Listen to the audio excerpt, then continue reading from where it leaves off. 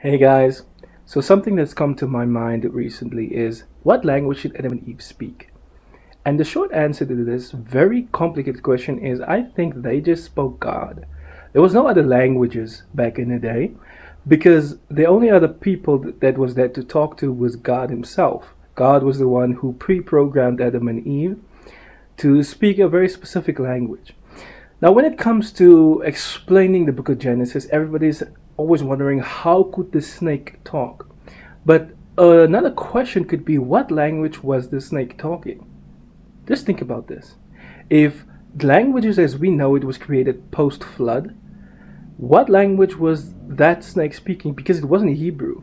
The Old Testament is written in Hebrew, but that's only because the language was invented at a later stage.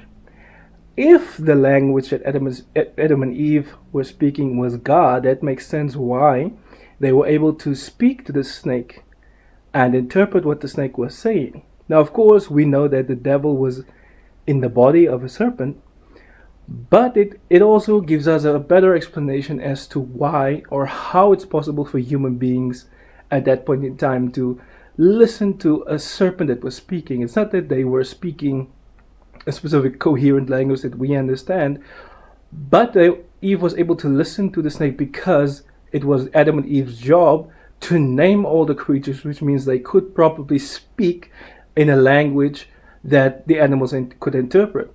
As a matter of fact, there's a comic book character called Thor that every time I hear about that, I always think about Adam and Eve. They say Thor was able to speak the old tongue, meaning he can speak a language that's understandable for anybody in the nine realms that he's protecting. And he's able to interpret everything that they're saying. So if God is the creator and he created all the creatures that can communicate with each other, it's entirely possible that his children were able to understand what the animals were saying and were able to convey messages or instructions to them in a way that they could understand. Because God created Adam and Eve in his image, that's why they had the same attribute as him.